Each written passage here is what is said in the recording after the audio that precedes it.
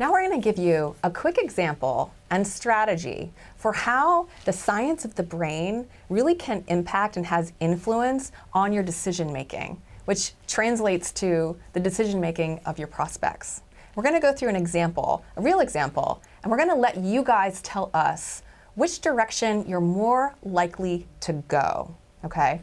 I'm going to give you an example of a library I would like for you to donate $1 million to.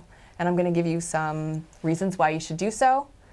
And then Bill's going to take his turn, and he's going to pitch to you as well. He's going to propose to you the impact that $1 million can make on his library example. And I want you just to think, listen to both, and notice which way are you naturally inclined to lean. So my library is going to be an amazing facility. It's going to be 60,000 square feet.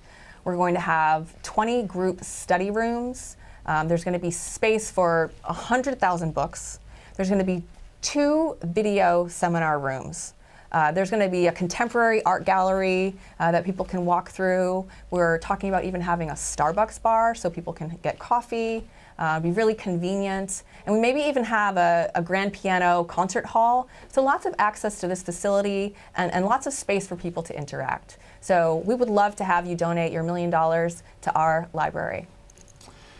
So my library is going to be 65,000 square feet, but it's going to be a place where the people who live just within a half a block away in a low house, affordable housing unit don't have books for their children to read. And so on Saturday mornings, we're going to open up our library and we're going to have some of our faculty come and they're going to read to those young children. And we're going to be able to serve them hot chocolate. And while they're being read to, we're going to be able to take their parents and they're going to go in another room and they're going to have the opportunity to meet with professors and try to give them the opportunity to get their GEDs while they're there with their child.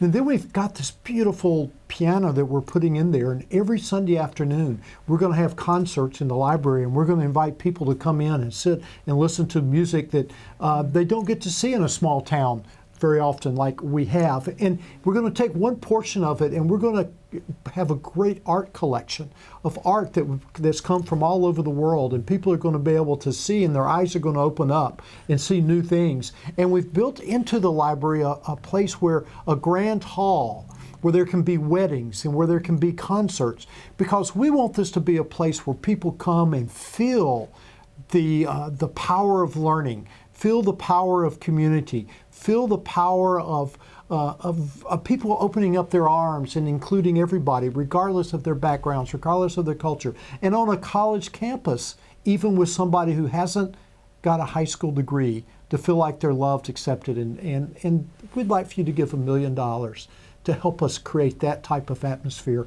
in our small community. So if you haven't noticed, I mean, I'm already starting to lean over.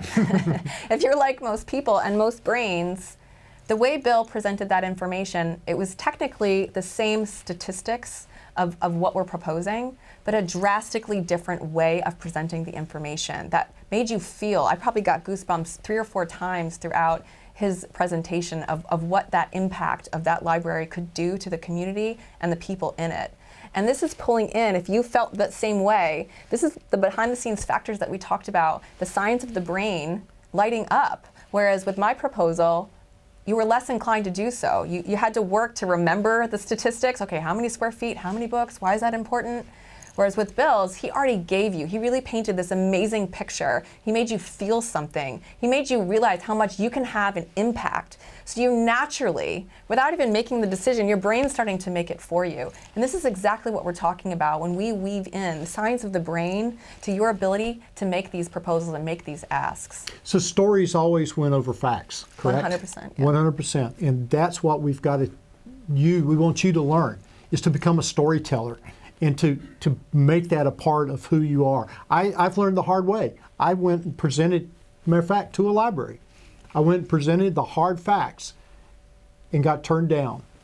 I realized my mistake. I went back and presented to the same donor, but with the story behind it, and got the money to build our library. Mm-hmm. this stuff works. It absolutely does. So tune into our course and definitely start to think more about how you can pull in the imagery and the story and the emotion behind the impact that you know your organization can have.